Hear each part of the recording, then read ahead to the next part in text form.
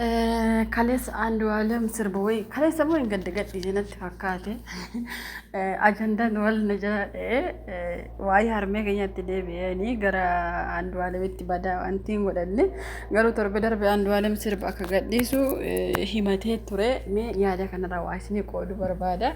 Erginni sirba gadhiisee baay'een keessan gariin wal nyaattanii gariin isa nyaattanii gariin bakka hima hiitan miidiyaa kanarraa inni beeku inni hin beeknes leeleeleelee bakka yaaduma isaa ibsachuuf rakkata.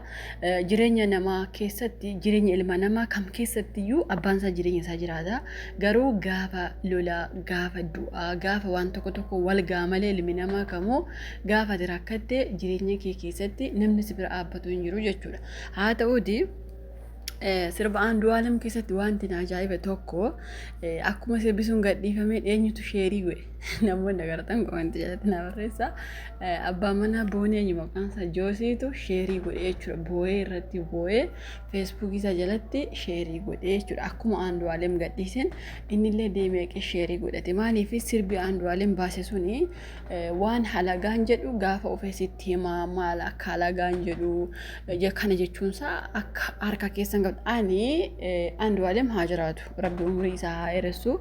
Nuuf haa jiraatu. Goota Oromoo, leenca Oromoo sirbaa baqa weellisaa keenyadha. Nuuf haa jiraatu. Okay. Maaliif lama abuun barbaada. Ani yeroo hundaa akkasinitti himu keessa maali beektu? Uummanni keenya lama abuu barbaada. Gurbaan kun du'eefis intalli kun hin deebitu.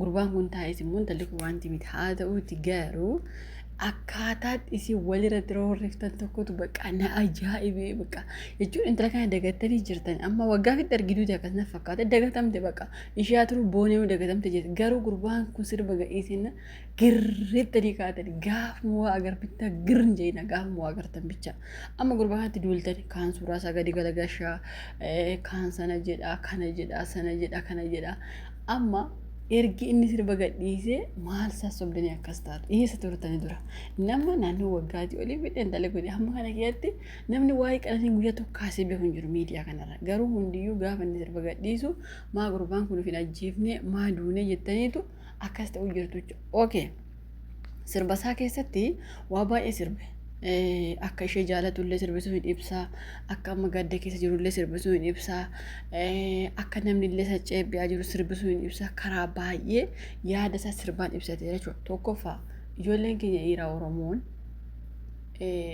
namni kan wal jaalatu akka beeknutti biyya keenya keessattis biyya namaa kana keessattis kan agarre namni kan wal jaalatu wal koorsisaa wal bashannansiisaa bakka si ajjeesuu miti haala akka ajjeestuuf si mijeessuu miti qofaa umtii yoo si qabe namni wal jaalatu in hibbata nama sana yoo du'e kan akkasiin argatu ta'inna kan jedhu hibbata hankeenya garuu nama jaalatu ajjeesutti fiiga maaliif mee harkaan ajjeesuu baatullee haala mijeessaafi amma qananiin kun amma fakkeenyaaf ofii of ajjeeste ayin fooqirraa darbite osoo inni qanansiise osoo inni jaalate osoo inni waa hundaa ta'eef maaf ajjeesti booneen illee sanuma intaloon engadde Dubaay of darbite illee sanuma tokkoffaa dubartoota keessattuu badii qaba dhugaa rabbii isin jedha warri du'e dhaga'u warri jirtan irraa baradha dhiirri kamiyyuu gaafa isin duutan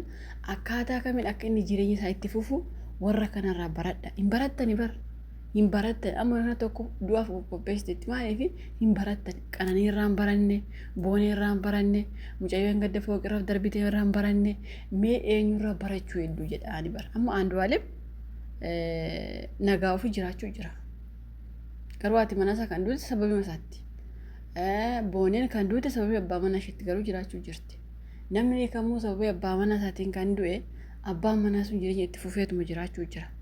Ani wanta na ibdan maali beektu uummanni kun ergi namni tokko abbaa manaa isaaf jedhee of ajjeese an dhugaa rabbis hin jedha. Ergi abbaan manaa kee jaalala hin beeku miti si lola miti haala ati ittiin of ajjeestu siif mijeessa miti biraa deebi'a biifti. Amma yeroo bara kana keessa of ajjeesuun doofummaan dhugaa rabbis hin jedha. Bara durii maatiin keenya qaansiraa maya namaa hojjetanii mi'aan namaa guuranii aramaa namaa aramanii waan fe'e namaa godhaniitu ijoollee isaanii unuun guddifachaa turan.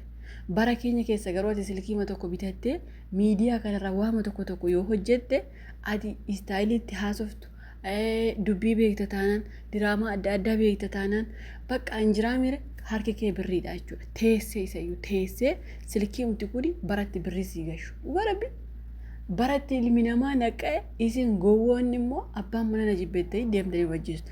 Ergi anama waasanii amma barbaada. Ergi dubartoonni keenya sababii irratti of ajjeessi taate anama dhugaa rabbii yeroo qananii kana baay'ee rifadhee itti aanee kaboonellee baay'ee takka rifadhee kan isheen gadda rifachuu dadhabe kan jettii Dubaayif darbite. Isa yeroo dura rifadhee dhiiraaf isaan jennaan rifaatuun na keessaa bade. Maaliifi akkaataatti jireenya addunyaa kana istaayilii barbaachisaa beekti. Dhiiraaf jettee of ajjeesin. Kun amma har'a Andu'aalem amma sirba baase. Yeroo inni sirba baasu itti duuluu waynee akkas ta'ee waynee ugaanshee owwaalamee hafee waynee duraan eenyu akkas godhee waynee dursa of hin ajjeesina. Namni ugaa keessan baasuun isin warri shamarran dhugaa rabbi isiniin jedha. Gaafa dhiiraaf jettanii ajjeestan dhugaa keessan haa turuuti isin warra dubartii haa turuuti haa caaluu gooticha ka addunyaa raase ugaan isaan baanee agarraatti. Osoo dhugaan nama du'ee bahee ka isaa abba. Mee ammasin ergi duutanii aga'uuf moo ergi jechuun naajaa fi dambar anama yeroo ta'an komadhu dhugaa rabbiin komadhu dhiira. Gurbaan kun illee baga sirbe. Andu'aalem bagas ba'ee sirbe. Dandaa keessa of darbitanii bar.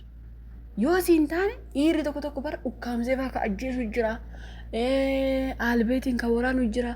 Garuu kan akka kanaa rabbi si gargaaree inni ta'u taanaan habiibti biraashat jedhee magaala tokkotti biraa deemii jiraadhu. Dhugaa rabbi magaala biraatti deemii mana kee kireeffadhu bakka barbaaddee jiraadhu. Hojii yoo beekte harki kee birriidha bara kana keessa. Doofummaa faarsitanii fuutanii fooqirra of darbitanii achii booda warra Iraan kumatiina kun dantaa keessan. Dhugaa rabbi isiniin jedhan dantaa keessan. Ani mucayyoo beengadda fooqirra of darbite galaana kuttee dhugaa rabbi. Duriin beektu akkaataa kamiin akka Andu'aalem kanallee qeeqaa ture. Abbaa manaa boonellee akkamitti qeeqaa ture. Garuu osoo warra dhiiraa qeeqin immoo badiin isin bira jirti. Gurbaan kana yoo dhiisee deeme dhugaa rabbi ani inda'u maal filadha beektan osoo akka